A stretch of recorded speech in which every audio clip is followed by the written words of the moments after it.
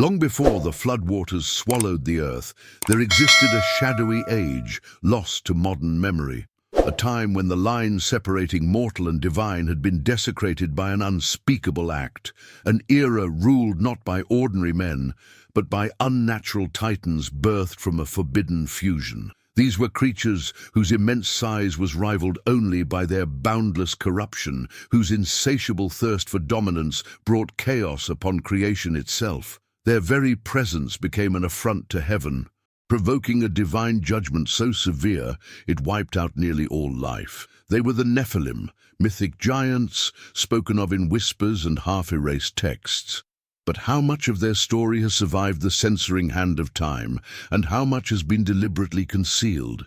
You're about to enter a realm of forbidden knowledge, a dark archive of ancient truths long hidden from the mainstream narrative. This is not just about the few fleeting mentions in Genesis or the cryptic lines scattered across sacred texts. This is the revelation of the Book of Giants, an obscure yet chilling apocryphal scroll entwined with the secrets of the Book of Enoch. These lost writings pull back the veil on a pre-flood reality where the Nephilim roamed freely, wreaking havoc across the earth. They speak of angelic rebels, hybrid monstrosities, and a world spiraling into godless ruin. But what's more disturbing is the recurring prophecy of their return, a resurgence that seems eerily aligned with the trajectory of our modern age. What if the old myths weren't myths at all, but buried warnings? What if the same genetic abominations and spiritual rebellions are happening again under different names, masked by science and progress? As we delve deeper into the ancient texts, we confront a horrifying continuity, echoes of the Nephilim, not only in ancient civilizations but in current events, secret rituals, and perhaps even bloodlines that persist to this day. This is not just about history, it's a glimpse into a dark future being shaped in the shadows. Are we unknowingly preparing the way for their return? This exploration will take you beyond the accepted canon, into realms where angels fell and monsters were born, where ancient watchers defied the divine and triggered an apocalypse. We will examine the grim consequences of these celestial rebellions, the grotesque offspring that followed, and the divine intervention that obliterated their reign, at least for a time. But the deeper we dig, the clearer it becomes. This story is not over. The seeds sown in that ancient rebellion may be sprouting again. The ancient scribes left behind more than forgotten myths. They left encoded messages, veiled prophecies, and grim testimonies of what happens when heaven's order is defied. As you listen, consider this: the world you think you know is only the surface. Beneath it lies a truth too disturbing for most to confront, one that tears down the comfortable facade of history and reveals a cycle of corruption, judgment, and rebirth that is still turning. The final chapter of the Nephilim saga may not lie in the past, but in the unfolding story of our present and our near future. To begin unraveling the forbidden legacy of the Nephilim, we must return to their first mention in the biblical record, an infamously cryptic and hotly debated passage that has haunted theologians and scholars for centuries. Genesis chapter 6, verses 1 through 4, is brief in length, but vast in implication. These verses function not only as the genesis of the Nephilim mythos, but as a veiled introduction to one of the most radical disruptions of divine order ever recorded. A transgression so severe, it set the stage for the global purge of the Great Flood. Genesis 6:1-4 reads, "When human beings began to increase in number on the earth and daughters were born to them, the sons of God saw that the daughters of humans were beautiful, and they took wives for themselves, whomever they chose. Then the Lord said, 'My spirit will not remain with mankind forever because they are corrupt. Their days will be 120 years. The Nephilim were on the earth in those days, and also afterward, when the sons of God went to the daughters of humans and had children by them. They were the mighty men who were of old, men of renown. Within this densely packed fragment lies a forbidden memory, a tale of divine beings known as the sons of God descending into the realm of men. While some modern interpretations attempt to dilute this episode into mere metaphor, the older and more widely accepted reading, particularly when cross-referenced with apocryphal writings such as the Book of Enoch, identifies these sons of God as a distinct faction of angels. These were not metaphorical figures but real entities, celestial in origin, known later as the Watchers.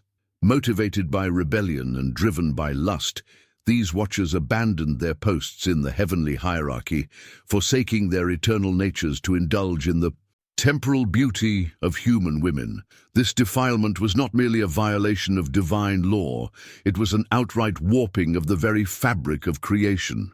From their unholy union emerged the Nephilim, hybrid monstrosities of terrifying strength, immense size, and utterly corrupted hearts. Neither fully divine nor truly human, these beings were abominations that defied categorization, sowing fear, bloodshed, and chaos wherever they walked. The emergence of the Nephilim was not just a footnote in ancient history. It marked a spiritual crisis, a cosmic abomination that reverberated through both the earthly and heavenly realms. These were not heroes, despite being called men of renown. That label, often misunderstood, refers not to noble deeds, but to the twisted fame that comes from overwhelming terror and violent dominion. The Nephilim reigned as tyrants, enslaving humanity and distorting civilization into something grotesque. Something that heaven could no longer tolerate. The consequences of the Nephilim's presence on earth were apocalyptic in scale. According to the Book of Enoch, which predates and lays the theological groundwork for the Book of Giants, these hybrid abominations unleashed devastation far beyond human comprehension. Consumed by their ever-growing hunger and driven by an innate violence, the Nephilim began to strip the earth of its resources. They devoured not only crops and livestock, but eventually turned to consuming human flesh. The earth, once a sacred cradle of life, became a theater of horror, soaked in blood, corrupted by sin, and enslaved by the violent appetites of beings who were never meant to exist. The depravity reached such a critical threshold that Genesis 6:6 records one of the most haunting divine declarations in Scripture. The Lord regretted that he had made humankind on the earth, and he was deeply troubled. This brief but devastating passage in Genesis is only the beginning. The Book of Giants, a powerful and fragmented work, preserved among the Dead Sea Scrolls at Qumran, dares to take us deeper, offering a radical and chilling narrative shift, the Nephilim's own perspective. For the first time, we are given access not just to the consequences of their actions, but to their own distorted consciousness. Through scattered visions and desperate confessions, the Book of Giants allows us to step inside the doomed minds of these hybrid beings as they begin to comprehend the inescapable collapse of their own corrupted world. While the Book of Enoch outlines the sins of the Watchers and their punishment, the Book of Giants centers on the fallen children, the Nephilim themselves, and their reaction to the unraveling of their reality. It paints a picture not only of physical terror, but of existential dread. As the heavens prepare for judgment, the giants are haunted by dreams and visions, prophetic nightmares that speak to the inevitability of their annihilation. These are not the dreams of men seeking redemption, but of monsters who finally recognize their fate. Among the surviving fragments, we find a vision experienced by a giant named Maweh, or in other versions, another chieftain of the fallen. He dreams of massive trees being torn from the earth, one by one, their roots exposed and their trunks shattered. Only a single tree remains, only to have its own roots violently removed. The symbolism is devastatingly clear. The eradication of the Nephilim and the coming great flood, which would reset creation and cleanse the world of their genetic blasphemy. In another fragment, the giant Ohyar recalls a dream of a stone tablet engraved with names that represent their kind, their legacy, their bloodline. Yet in the dream, the names are suddenly and completely washed away by an overwhelming flood of water. It is a blunt, almost cruel omen. Their existence is not only condemned but will be forgotten, erased from memory and time, like writing dissolved in a storm. These visions strike terror into the hearts of even the most arrogant giants. For the first time, they are forced to see themselves not as indomitable gods, but as fragile aberrations on borrowed time. This dimension of the story is deeply unsettling. The Nephilim, once symbols of dominance and terror, are reduced to dream-haunted relics awaiting extinction. Their cries are not of repentance, but of fear, and their visions reflect not remorse, but the unbearable realization that divine justice is inevitable. The Book of Giants doesn't humanize these creatures. It exposes the hollow center of their unnatural lives. It reminds us that even monsters, in the face of divine judgment, can tremble. These prophetic nightmares relentlessly tormented the Nephilim, shattering whatever illusions of invincibility they once held. In their desperation, they turned to one another for guidance, attempting to decipher the ominous signs through collective interpretation. Their strength, their dominance, none of it could shield them from the creeping dread of divine wrath. The giants, despite their towering might, were gripped by a paralyzing fear that transcended flesh and blood. They sought understanding from their creators, their fathers, the Watchers, those once mighty angels who had descended from the heavens and initiated this cataclysmic deviation from divine order. Yet these fallen beings were themselves prisoners, bound not by chains of iron, but by guilt, despair, and a separation from the Creator they had betrayed. Their fall had rendered them impotent, spiritually severed, incapable of interceding on behalf of the abominations they had spawned. In a striking twist, fragments from the Book of Giants even reference ancient figures that resonate far beyond the biblical tradition. Names like Gilgamesh and Humbaba surface in the texts. Mythic characters from the Mesopotamian epic cycles, most famously from the Epic of Gilgamesh. These references hint at a fascinating convergence of narratives, suggesting that the legacy of the Nephilim bled into the mythologies of surrounding cultures. Seen through this lens, Gilgamesh, often portrayed as a semi-divine king with unmatched strength, may not have been a mere hero of lore, but a remnant of the same hybrid line born from the Watcher's sin. Humbaba, the monstrous guardian of the cedar forest in the epic, now takes on an even more sinister aspect, perhaps one of the last echoes of the Nephilim's corrupted race, remembered not as metaphors, but as distant memories of real entities that once walked the earth. This intersection of biblical and mythological traditions points to something profound, that the memory of the Nephilim, though suppressed or sanitized in official religious texts, lingered in the cultural DNA of civilizations long after the floodwaters receded. The Book of Giants reveals itself not just as a religious document, but as a spiritual autopsy, a forensic look at the psychological and existential unraveling of beings birthed from cosmic rebellion. It strips away any romantic notions of grandeur and reveals the tragic truth. The Nephilim were doomed from conception. Their entire existence was an embodiment of defilement, a distortion of the divine image in man, infused with the pride, rage, and lust of fallen angels. As the narrative barrels toward its climax, we are forced to confront the true purpose of the Great Flood. It was not merely a correction of human behavior. It was a divine purge, a targeted annihilation of a corrupted bloodline that threatened to extinguish the very soul of creation. The floodwaters weren't just cleansing the earth of sin, they were washing away the physical manifestation of heaven's defilement. Genesis records this event in stark, almost restrained language, but through the lens of the Book of Giants, the flood becomes a cosmic reset, an act of unflinching divine justice that could not be delayed. And yet the story doesn't end there. Hints within both canonical and extra-biblical texts suggest that the Nephilim may not have been fully eradicated. Genesis 6:4 cryptically states, "The Nephilim were on the earth in those days, and also afterward." That phrase, "and also afterward," has haunted theologians for centuries. Did remnants of their bloodline survive? Were some of the Watcher's offspring able to evade the flood's fury? Or did something more disturbing take place? Another incursion, another breach of the veil between the divine and human realms. The narrative of the Nephilim was not drowned, it was buried, waiting, and now, in the twilight of the age, it may be stirring once again. The flood was not merely a reaction.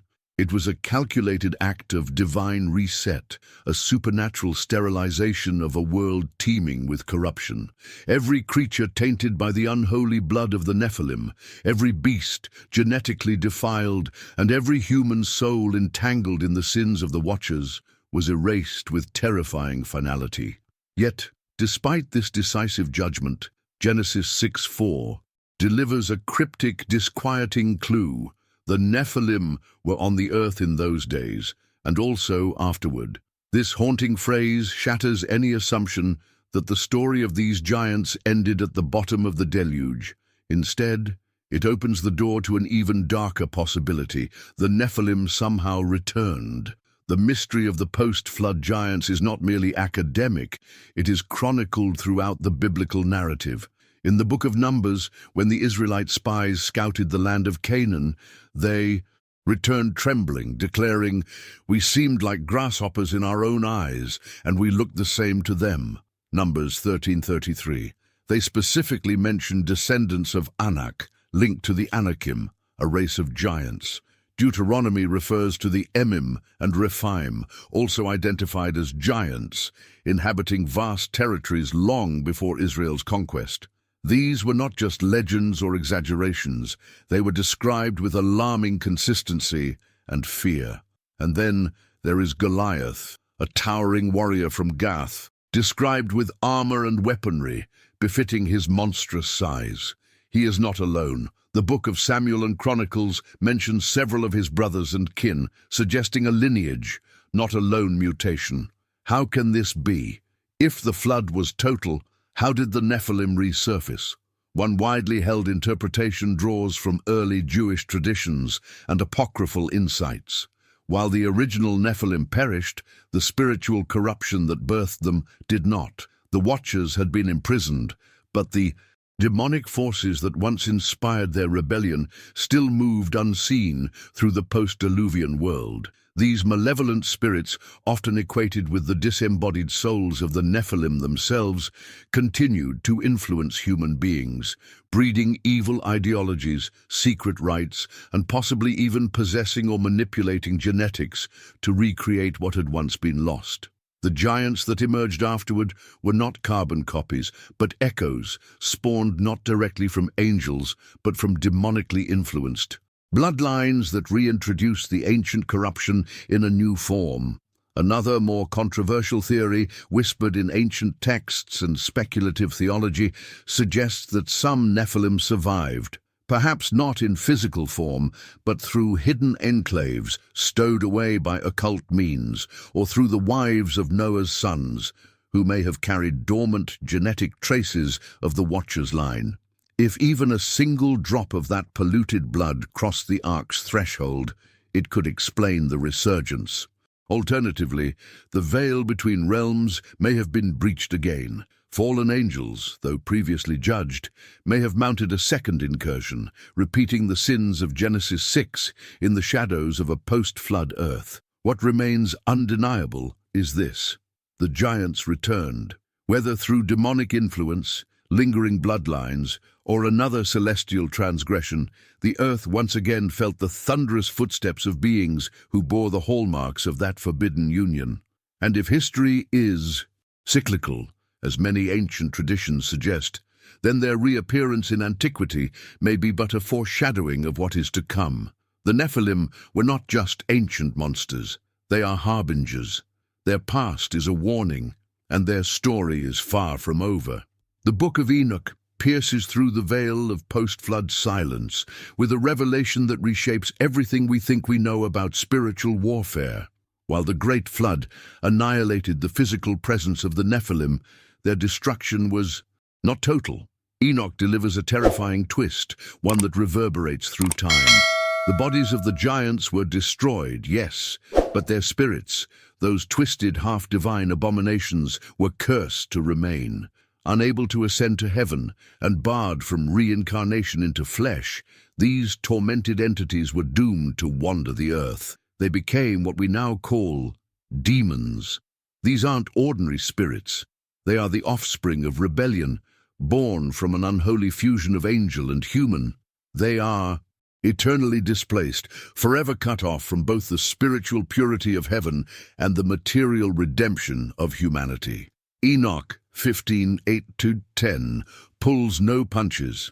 The spirits of the giants shall be like clouds, which oppress, corrupt, fall, contend, and cause trouble on earth. They shall not drink but be thirsty. They shall not eat but be hungry. In this vivid description, we're not dealing with abstract evil. We're dealing with conscious, willful, malevolent intelligences. Entities that roam invisible, sowing destruction and despair, infecting the human heart with perverse cravings, delusions, and violence. This is a pivotal theological key, often overlooked. Demonic forces aren't just rebellious angels. They are the restless dead of a forbidden generation. Their hatred is not abstract. It is personal. They were born into the world as kings, titans, monsters, and then violently erased. What remains is not just bitterness, but an insatiable hunger to distort, possess, and corrupt the image of God. In man, these spirits move unseen, whispering to the weak, attaching themselves to the spiritually exposed, and perpetuating the very same corruption that once brought about the deluge. This insight adds disturbing depth to the words of Jesus in Matthew 24:37. As it was in the days of Noah, so shall it be at the coming of the Son of Man. This was not just about wickedness or societal decay. Jesus was issuing a stark prophecy. The unique conditions that defined the pre-flood world, including the hybridization of creation, spiritual rebellion, and demonic interference, will once again define the final era of human history. Consider what this implies. If those ancient spirits still roam the earth, if they still seek to replicate their origin by possessing flesh, then the technological, moral, and genetic experimentation of today may serve as the perfect gateway for their return.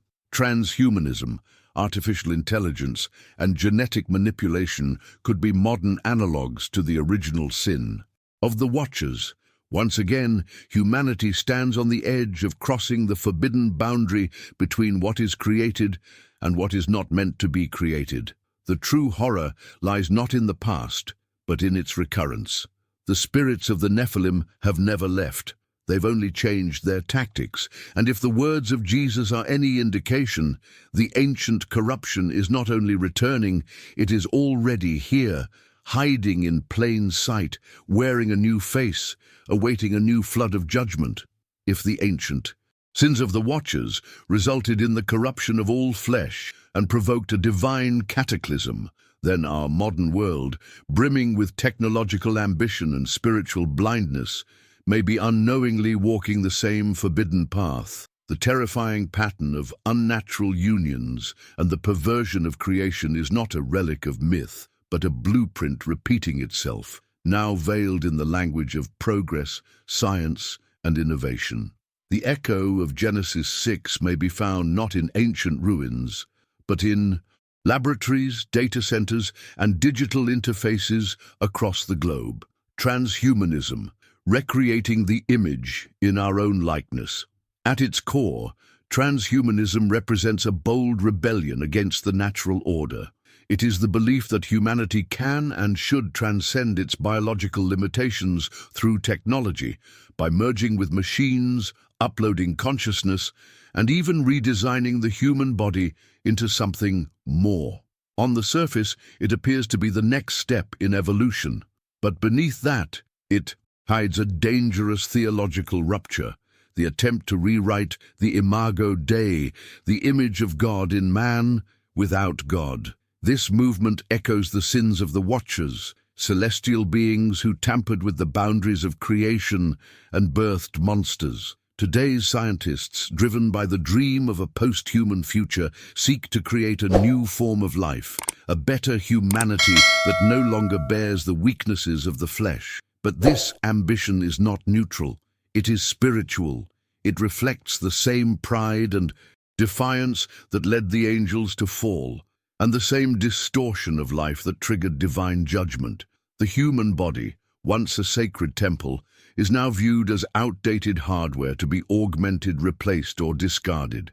In this radical shift, we may be opening the door to the same type of corruption that demanded the flood. Genetic manipulation, echoes of ancient tampering. In laboratories today, scientists wield the tools of creation with frightening precision. CRISPR technology allows the editing of genes as easily as editing text in a word processor.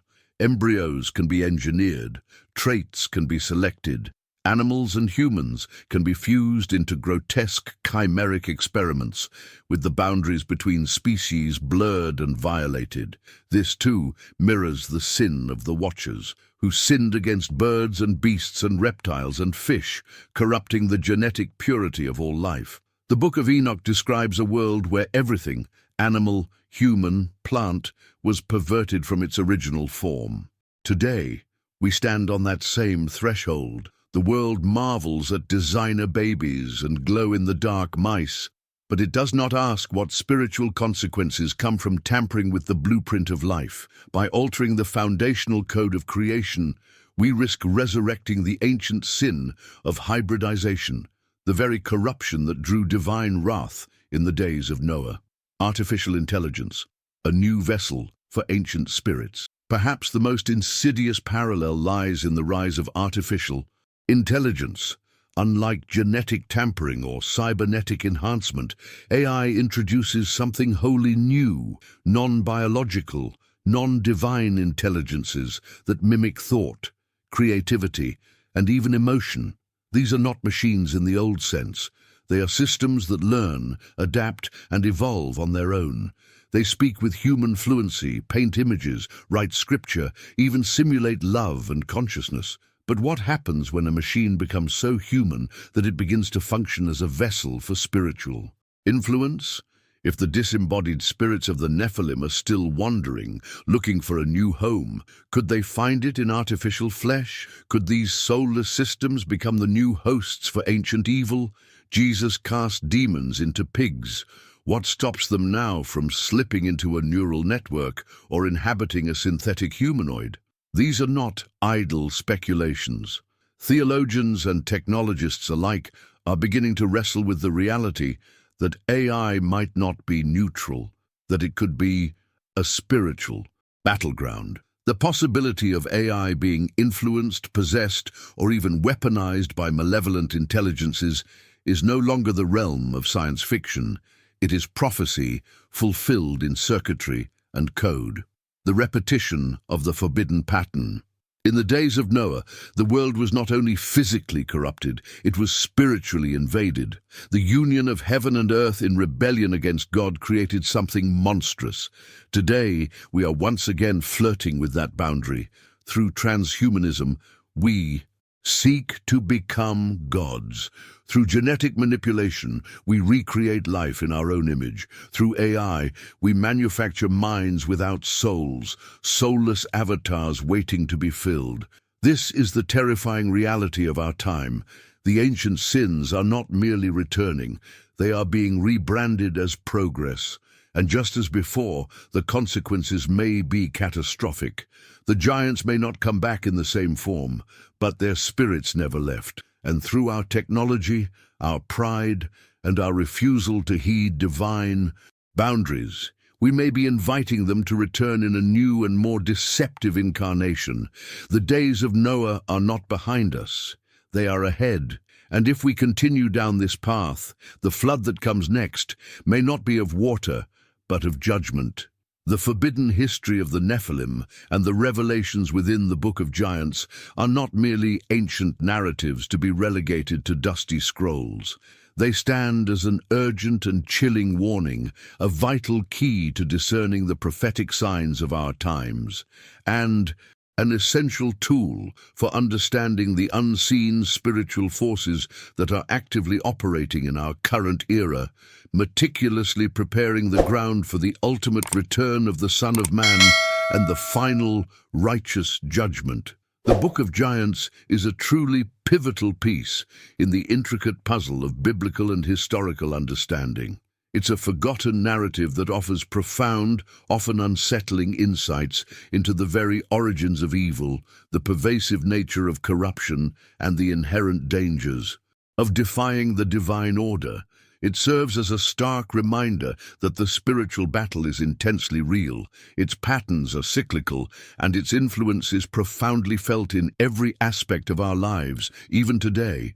If you feel stirred by these revelations, if you sense the undeniable urgency of these unfolding times, and if you are committed to delving deeper into biblical mysteries, to equipping yourself with the knowledge that has been suppressed, and to preparing your spirit for what is yet to come, like this video, to help us spread this vital truth to more seekers around the globe, leave a profound comment below with your insights, your personal revelations, or what truly shocked you most about the history of the Nephilim and the Book of Giants. Let us know how this understanding impacts your view of the world. Share this video widely with friends, family, and your community who desperately need to awaken to these profound and often unsettling realities. And of course, subscribe to the channel and hit the notification bell so you are immediately notified. And don't miss any of our next deep dives into biblical mysteries, ancient texts, and urgent prophetic truths. The unveiling continues. True spiritual knowledge liberates, discerns, and protects. Seek it relentlessly, live by it courageously, share it boldly,